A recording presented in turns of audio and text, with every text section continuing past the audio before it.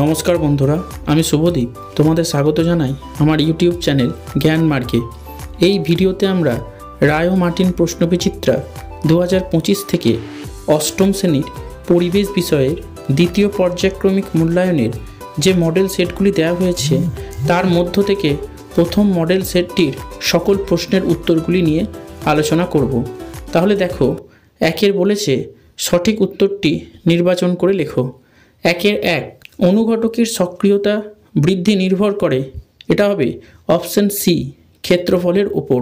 একের দুই, বরফের ওপরে এক বায়ুমণ্ডলীয় চাপের সমান পরিমাণ চাপ বাড়ালে বরফের গলনাঙ্ক প্রায়, এটা হবে অপশন সি, 0.0007 ডিগ্রি সেলসিয়াস কমে যায়। একের তিন, হিমমিশ্র হলো, এটা হবে অপশন ডি, বরফ ও নুনের মিশ্রণ। একের চার, H2S plus 2FeCl3 tends to form S plus 2FeCl2 plus 2HCl প্রদত্ত বিক্রিয়ায় জারক পদার্থ কোনটি? উত্তর হবে অপশন এ, FeCl3। এরপর একের পাঁচ বলেছে জলের বাষ্পীভবনের লিন তাপ, এটা হবে অপশন ডি, 537 ক্যালোরি পার গ্রাম। একের ছয়, সূর্য থেকে পৃথিবীতে তাপ আসে, এটা হবে অপশন সি, বিকিরণ পদ্ধতিতে। একের সাত, অম্লায়িত জলের তড়িৎ বিশ্লেষণে অ্যানোডে উৎপন্ন হয়, এটা হবে অপশন এ, অক্সিজেন। একের আট, প্রদত্ত কোনটি তড়িৎ বিশ্লেষ্য পদার্থ নয়, এটা হবে অপশন এ, চিনি। একের নয়, বজ্র গর্ভ মেঘের নিচের দিকে থাকা আধান, এটা হবে অপশন বি, ঋণাত্মক। এরপর দুয়ের দাগের বলেছে নিম্নলিখিত প্রশ্নগুলির উত্তর দাও। দুয়ের এক, কোন কোন ধাতু মিশিয়ে ফিউজ তার তৈরি করা হয়? উত্তর হবে সীসা ও টিন মিশিয়ে। দুয়ের দুই, একটি সুপরিবাহী পদার্থের উদাহরণ দাও। উত্তর হবে তামা। দুয়ের তিন, প্রস্রাবাগারে ঝাঁঝালো গন্ধ কোন গ্যাসের? উত্তর হবে অ্যামোনিয়া। দুয়ের চার, লিন তাপের সংজ্ঞা লেখো। উত্তর হবে যে তাপ পদার্থের অবস্থার পরিবর্তন ঘটালেও উষ্ণতার কোনো পরিবর্তন ঘটায় না তাকে লিন তাপ বলে। দুয়ের পাঁচ, মোর্চের সংকেত লেখো। উত্তর হবে Fe2O3 NH2O। দুয়ের ছয়, ব্যাটারির ধনাত্মক প্রান্তের সঙ্গে যুক্ত তড়িৎদ্বারকে কি বলে? উত্তর হবে অ্যানোড। দুয়ের সাত, টর্চ বা রেডিওতে ব্যবহৃত তড়িৎ কোষকে কী বলে? উত্তর হবে ড্রাই সেল বা শুষ্ক কোষ।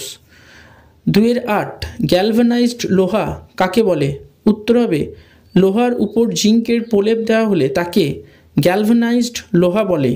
এরপর তিনের দাগের বলেছে নিচের প্রশ্নগুলির সংক্ষিপ্ত উত্তর দাও। তিনের এক, থার্মোফ্ল্যাক্সের কার্যনীতি সংক্ষেপে লেখো। উত্তর হবে থার্মোফ্ল্যাক্স কাঁচের তৈরি পাত্র এবং এর ঢাকনাটি কুপরিবাহী পদার্থ দ্বারা তৈরি, অর্থাৎ কাঁচ ও ঢাকনা কুপরিবাহী হওয়ায় এই পাত্র থেকে পরিবহন পদ্ধতিতে তাপ সঞ্চালিত হয় না। থার্মোফ্ল্যাক্স দুই দেওয়াল বিশিষ্ট কাঁচ পাত্র এবং দুই দেওয়ালের মাঝের স্থান বায়ুশূন্য বলে এই ফ্ল্যাক্স থেকে তাপ পরিচলন পদ্ধতিতে সঞ্চালিত হয় না। থার্মোফ্ল্যাক্সের ভিতরের দেওয়ালের বাইরের দিক এবং বাইরের দেওয়ালের ভিতরের দিকে পারদ বা রূপোর প্রলেপ দেওয়া থাকে বলে এই পাত্র থেকে তাপ বিকিরণ পদ্ধতিতে সঞ্চালিত হয় না। তাই থার্মোফ্ল্যাক্সে রাখা ঠান্ডা বা গরম বস্তুর উষ্ণতা অনেকক্ষণ পরেও একই থাকে। এরপর তিনের দুই বলেছে 400 গ্রাম অ্যালুমিনিয়ামের তাপমাত্রা 30 ডিগ্রি সেলসিয়াস থেকে 70 ডিগ্রি সেলসিয়াসে আনতে কত ক্যালোরি তাপ প্রয়োজন? অ্যালুমিনিয়ামের আপেক্ষিক তাপ সমান 0.21 ক্যালোরি পার গ্রাম ডিগ্রি সেলসিয়াস। দেখো, এই অঙ্কটা এইভাবে সলভ করব। অ্যালুমিনিয়ামের ভর বা এম সমান 400 গ্রাম, তাপমাত্রা পরিবর্তনের পরিমাণ বা ডেল্টা টি সমান হচ্ছে 70 - 30 degree Celsius equals to 40 degree Celsius. অ্যালুমিনিয়ামের আপেক্ষিক তাপ বা এস সমান দেওয়া হয়েছে 0.21 ক্যালোরি পার গ্রাম ডিগ্রি সেলসিয়াস। অতএব প্রয়োজনীয় তাপের পরিমাণ বা কিউ সমান হচ্ছে এম ইন্টু ডেল্টা টি ইন্টু এস। এটাকে গুণ করলে আমরা পাবো 3660 ক্যালোরি। এরপর 3 বলেছে সন্ধ্যাবেলায় শিশির পড়ে না অথচ গভীর রাতে শিশির পড়ে কেন? উত্তর হবে সারাদিন সূর্যের তাপে ভূপৃষ্ঠ এবং ভূপৃষ্ঠের কাছাকাছি বায়ুস্তর উত্তপ্ত হয়, তাই সন্ধ্যা হওয়ার সঙ্গে সঙ্গেই ভূপৃষ্ঠ সংলগ্ন বায়ুস্তরের তাপমাত্রা শিশিরাঙ্কের নিচে নামতে পারে না, এজন্য সন্ধ্যাবেলায় শিশির পড়ে না। কিন্তু গভীর রাতে ভূপৃষ্ঠ সংলগ্ন বাতাস তাপ বিকিরণ করে শীতল হয়ে শিশিরাঙ্কের উষ্ণতাতে পৌঁছায়, তাই গভীর রাতে ভূপৃষ্ঠের কাছাকাছি শিশির পড়তে দেখা যায়। এরপর 4 দাগের বলেছে নিম্নলিখিত প্রশ্নগুলির উত্তর দাও। 4-1 একটি রাসায়নিক বিক্রিয়ার সাহায্যে দেখাও যে জারণ বিজারণ একই সঙ্গে ঘটে। উত্তর হবে ক্লোরিন জলের মধ্য দিয়ে হাইড্রোজেন সালফাইড গ্যাস চালনা করলে হাইড্রোক্লোরিক অ্যাসিড এবং হলুদ বর্ণের সালফার উৎপন্ন হয়। এখানে হাইড্রোজেন সালফাইড থেকে হাইড্রোজেন অপসারিত হওয়ায় হাইড্রোজেন সালফাইড জারিত হয়ে সালফারে পরিণত হয়েছে, আবার ক্লোরিনের সঙ্গে হাইড্রোজেন যুক্ত হয়ে হাইড্রোক্লোরিক অ্যাসিড উৎপন্ন হয়েছে, তাই ক্লোরিনের বিজারণ ঘটেছে। এরপর 4 অথবাটা বলেছে জারণ ও বিজারণের মধ্যে 3টি পার্থক্য লেখো। উত্তর হবে ক জারণ প্রক্রিয়ায় মৌল বা যৌগের সঙ্গে অক্সিজেন যুক্ত হয় কিন্তু বিজারণ প্রক্রিয়ায় যৌগ থেকে অক্সিজেন অপসারিত হয়। খ জারণ প্রক্রিয়াতে যৌগ থেকে হাইড্রোজেনের অপসারণ হয় কিন্তু বিজারণ প্রক্রিয়াতে মৌল বা যৌগে হাইড্রোজেন যুক্ত হয়। গ জারণ প্রক্রিয়ায় পরমাণু আয়ন বা মূলক এক বা একাধিক ইলেকট্রন বর্জন করে কিন্তু বিজারণ প্রক্রিয়ায় পরমাণু আয়ন বা মূলক এক বা একাধিক ইলেকট্রন গ্রহণ করে। এরপর 4-2 বলেছে তাপমোচী পরিবর্তন ও তাপগ্রাহী পরিবর্তনের একটি পার্থক্য লেখো। CaO থেকে কিভাবে CaOH2 তৈরি করা যায় এবং এই প্রক্রিয়ার সময় কি ঘটনা ঘটে? উত্তর হবে তাপমোচী রাসায়নিক পরিবর্তনে তাপ উৎপাদন হয় কিন্তু তাপগ্রাহী রাসায়নিক পরিবর্তনে তাপ শোষিত হয়। আর ক্যালসিয়াম অক্সাইড বা পোড়া চুনে জলযুক্ত করা হলে ক্যালসিয়াম হাইড্রোক্সাইড বা কলিচুন উৎপন্ন হয়, বিক্রিয়ার সময় প্রচুর তাপ উৎপন্ন হয়। এরপর 4-3 বলেছে তড়িৎ বিশ্লেষণের 3টি গুরুত্বপূর্ণ ব্যবহার সংক্ষেপে বর্ণনা করো। উত্তর হবে ক তড়িৎ বিশ্লেষণের সাহায্যে তীব্র তড়িৎ ধনাত্মক ধাতুগুলির নিষ্কাশন করা হয়, যেমন সোডিয়াম, পটাশিয়াম, ক্যালসিয়াম প্রভৃতি। খ তড়িৎ বিশ্লেষণের সাহায্যে কিছু কিছু ধাতুর শোধন করা হয়, যেমন তামা, রূপো, অ্যালুমিনিয়াম। গ তড়িৎ বিশ্লেষণের সাহায্যে অধিক সক্রিয় ধাতুর উপর অপেক্ষাকৃত কম সক্রিয় ধাতুর প্রলেপ দেওয়া হয়, যেমন লোহার উপর জিঙ্কের প্রলেপ দিয়ে গ্যালভানাইজড লোহা বানানো হয়। এরপর 4-3 অথবাটা বলেছে তড়িৎ লেপন কাকে বলে? লোহার পাইপের উপর জিঙ্কের প্রলেপ দিতে অ্যানোডে ও ক্যাথোডে কী কী ব্যবহার করবে? উত্তর হবে তড়িৎ বিশ্লেষণ পদ্ধতিতে অধিক সক্রিয় কোনো ধাতু বা ধাতু সংকরের তৈরি বস্তুর উপর অপেক্ষাকৃত কম সক্রিয় অন্য কোনো ধাতুর প্রলেপ দেওয়াকে তড়িৎ লেপন বলে। লোহার পাইপের উপর জিঙ্কের প্রলেপ দিতে অ্যানোডে ব্যবহার করতে হবে বিশুদ্ধ জিঙ্কের পাতকে এবং ক্যাথোডে ব্যবহার করতে হবে লোহার পাইপকে। এরপর 4-4 বলেছে শীতকালে উলের জামাকাপড় খোলার সময় গায়ের লোমগুলি সোজা হয়ে ওঠে এবং ক্ষীণ চিটচিট শব্দ শোনা যায় কেন? উত্তর হবে উলের তৈরি জামাকাপড় খোলার সময় উলের সঙ্গে দেহের ঘর্ষণে স্থির তড়িৎ উৎপন্ন হয়।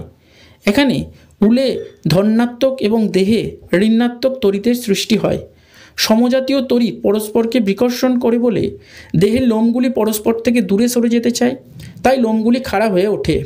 অল্প সময়ের মধ্যে দেহের তড়িতাধান বায়ুতে খরিত হয়, ফলে তড়িৎ শক্তি তাপ শক্তিতে পরিণত হয়, যা বাতাসকে প্রসারিত করে এবং বায়ুতে কম্পনের সৃষ্টি হয়।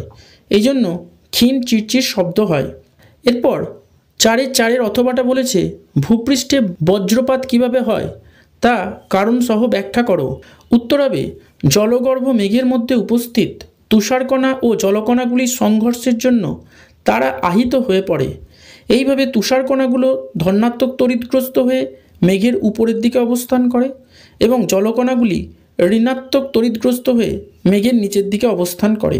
ঋণাত্মক আধানযুক্ত মেঘ মাটির কাছাকাছি এলে আবেশের জন্য মাটিতে ধনাত্মক আধানের সৃষ্টি হয়। মেঘ ও মাটির মধ্যে বিভব পার্থক্য খুব বেশি হলে মেঘ থেকে বড় স্ফুলিঙ্গের আকারে ঋণাত্মক তড়িৎ মাটিতে চলে আসে এবং বজ্রপাতের সৃষ্টি হয়। এরপর 4-এর 5 বলেছে পারদকি তড়িৎ বিশ্লেষ্য যুক্তি দাও। সব তড়িৎ বিশ্লেষ্যই তড়িৎ পরিবাহী, কিন্তু সব তড়িৎ পরিবাহী তড়িৎ বিশ্লেষ্য নয়, ব্যাখ্যা করো। উত্তর হবে পারদ তড়িৎ বিশ্লেষ্য নয়, কারণ এর মধ্যে দিয়ে তড়িৎ প্রবাহের সময় কোনো রাসায়নিক পরিবর্তন ঘটে না। তড়িৎ বিশ্লেষ্য পদার্থ গলিত বা জলে দ্রবীভূত অবস্থায় তড়িৎ পরিবহন করে এবং তড়িৎ পরিবহনের সময় রাসায়নিক পরিবর্তন ঘটে নতুন ধর্মবিশিষ্ট পদার্থ উৎপন্ন করে। কিন্তু ধাতব পরিবাহীগুলি তড়িৎ পরিবহন করে মুক্ত ইলেকট্রনের মাধ্যমে এবং তড়িৎ পরিবহনের ফলে এদের কোনো রাসায়নিক পরিবর্তন ঘটে না। তাই সব তড়িৎ বিশ্লেষ্য পদার্থ তড়িৎ পরিবাহী, কিন্তু সব তড়িৎ পরিবাহী তড়িৎ বিশ্লেষ্য নয়। এরপর 4-এর 5 বলেছে এলইডি কি ভিজে হাতে বা খালি পায়ে ভিজে মাটিতে দাঁড়িয়ে ইলেকট্রিকের সুইচে হাত দেওয়া বিপজ্জনক কেন? উত্তর হবে এলইডি বা লাইট এমিটিং ডায়োড হলো এমন একটি ইলেকট্রনিক বস্তু যা সামান্য তড়িতেই আলো দেয়।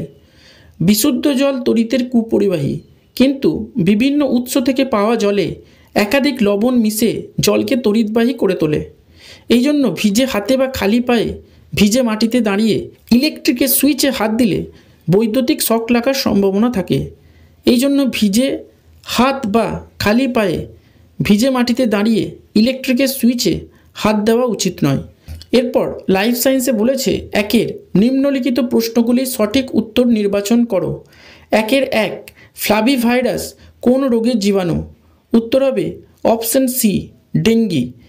1-এর 2 ডটস প্রদত্ত কোন রোগের চিকিৎসা পদ্ধতি? এটা হবে অপশন এ যক্ষা। 1-এর 3 রত্না প্রদত্ত কোন জাতীয় ধান? উত্তর হবে অপশন এ জলদি জাত। 1-এর 4 কোন আম সবচেয়ে আগে পাকে? উত্তর হবে অপশন বি গোলাপ খাস। 1-এর 5 চায়ের মূল উপাদান হলো? এটা হবে অপশন এ ট্যানিন। 1-এর 6 কাতলা মাছ পুকুরের যে স্তরে থাকে সেটি হলো? অপশন এ জলের উপরের স্তর। 1-এর 7 প্রদত্ত কোনটি শ্রমিক মৌমাছির কাজ? এটা হবে অপশন সি মৌচাক তৈরি করা। এরপর 2-এর দাগের বলেছে নির্দেশ অনুসারে উত্তর দাও। 2-এর 1 বিসাদৃশ্য শব্দটি বেছে লেখো। এখানে বিসাদৃশ্য শব্দটি হবে এগ্রিকালচার। 2-এর 2 লেঘর্ন হলো এক প্রকার ড্যাশ ব্রিড। উত্তর হবে লেইং। 2-এর 3 ডিম পোনা থেকে ধানি পোনা ড্যাশ পুকুরে তৈরি করা হয়। উত্তর হবে আতুর। এরপর 3-এর দাগের বলেছে যে কোনো দুটি প্রশ্নের সংক্ষিপ্ত উত্তর দাও। 3-এর 1 মেজর কার্প ও মাইনর কার্পের যে কোনো দুটি পার্থক্য লেখো। উত্তর হবে ক মেজর কার্প আকারে বেশ বড় এবং ওজন অনেক বেশি হয়, প্রায় 3 থেকে 4 কেজি, কিন্তু মাইনর কার্প আকারে ছোট এবং ওজন কম হয়, প্রায় 400 থেকে 600 গ্রাম। খ মেজর কার্পের বৃদ্ধি খুব দ্রুত হয়, কিন্তু মাইনর কার্পের বৃদ্ধি ধীর গতিতে হয়। এরপর 2-এর 2 বলেছে মধুর উপাদানগুলির নাম লেখো। উত্তর হবে মধুতে লেভুলোজ, ডেক্সট্রোজ, গ্লুকোজ নামক শর্করা, অ্যামাইনো অ্যাসিড, বিভিন্ন খনিজ পদার্থ যেমন সোডিয়াম, পটাশিয়াম, ক্যালসিয়াম, লোহা, magnesium, phosphorus, vitamin A, C, B complex এবং নানান রকম রঞ্জক থাকে। এরপর 3-এর 3 বলেছে স্টক ও সিয়ন কি? উত্তর হবে জোর কলমের ক্ষেত্রে মূল সহ যে কাণ্ডটি ব্যবহৃত হয় তাকে স্টক বলে। স্টকের সঙ্গে কাঙ্ক্ষিত উন্নত জাতের যে শাখা বা মুকুলটি গ্রাফটিংয়ের জন্য ব্যবহার করা হয় তাকে সিয়ন বলে। এরপর 3-এর 4 বলেছে কলেরা ও ম্যালেরিয়ার জীবাণুর বিজ্ঞানসম্মত নাম লেখো। উত্তর হবে কলেরা রোগের জন্য দায়ী ব্যাকটেরিয়াটির বিজ্ঞানসম্মত নাম হলো ভিব্রিও কলেরি এবং ম্যালেরিয়া রোগের জন্য দায়ী প্রোটোজোয়া বা আদ্য প্রাণীটির বিজ্ঞানসম্মত নাম হলো প্লাজমোডিয়াম ভাইভ্যাক্স। এরপর 4-এর দাগের বলেছে যে কোনো একটি প্রশ্নের উত্তর দাও। 4-এর 1 জৈব সার রাসায়নিক সার অপেক্ষা উৎকৃষ্ট কেন? উত্তর হবে ক জৈব সার মাটির গঠন উন্নত করে। খ জৈব সার মাটিতে হিউমাসের পরিমাণ বৃদ্ধি করে, ফলে মাটির জল ধারণ ক্ষমতা বৃদ্ধি পায়।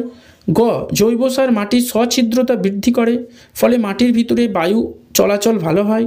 ঘ জৈব সার মাটিতে অণুজীবের সংখ্যা বৃদ্ধি করে। উয়া জৈব সার মাটির অম্ল ও ক্ষারের ভারসাম্য বজায় রাখতে সাহায্য করে। এবার 4-2 বলেছে ডিপ লিটার পদ্ধতি কাকে বলে? ব্যাটারি খাঁচায় কেন মুরগিদের রাখা হয়? উত্তর হবে পোলট্রি পাখিদের প্রতিপালনের জন্য পাকা মেঝের উপর কাঠের গুঁড়ো, তার উপরে খড়ের বিচালি এবং সবথেকে উপরে শুকনো পাতা, ধান, তুলো বীজ, যবের তুষ, আমের খোসা, ভুট্টা ইত্যাদি জিনিস বিছিয়ে প্রায় 10 থেকে 15 সেন্টিমিটার পুরু যে সজ্জা বানানো হয় তাকে ডিপ লিটার পদ্ধতি বলে। ব্যাটারি খাঁচার মধ্যে মুরগিরা বেশি নড়াচড়া করতে পারে না, ফলে তাদের শক্তির অপচয় কম হয়। তাই এরা যা খায় তার বেশিরভাগটাই তাদের দেহ গঠন ও ডিম উৎপাদনের কাজে ব্যবহৃত হয়। এরপর 4-3 বলেছে শস্য আবর্তন কাকে বলে? এর গুরুত্ব কী? উত্তর হবে একই জমিতে বারবার একই ফসল চাষ না করে পর্যায়ক্রমে বিভিন্ন ফসলের চাষ করলে তাকে শস্য আবর্তন বলে। শস্য আবর্তন পদ্ধতির গুরুত্বগুলি হলো: ক এতে জমির স্বাভাবিক উর্বরতা বজায় থাকে। খ রাসায়নিক সারের ব্যবহার কমে যাওয়ার ফলে ফসলের উৎপাদন খরচ কম হয়। গ বিভিন্ন রোগ পোকার জীবনচক্র বিনষ্ট হয়, ফলে কীটনাশকের প্রয়োগ কমে। ঘ মাটির গঠন উন্নত হয়। উয়া আগাছার বিস্তার কমে। এই ভিডিওটা দেখে উপকৃত হলে অবশ্যই একটি লাইক করবে, কমেন্ট করবে এবং বন্ধুদের সাথে ভিডিওটা শেয়ার করবে। আর চ্যানেলটিতে নতুন হলে অবশ্যই সাবস্ক্রাইব করে পাশে থাকা বেল আইকনটি প্রেস করে দেবে। ভিডিওটা সম্পূর্ণ দেখার জন্য ধন্যবাদ। নমস্কার।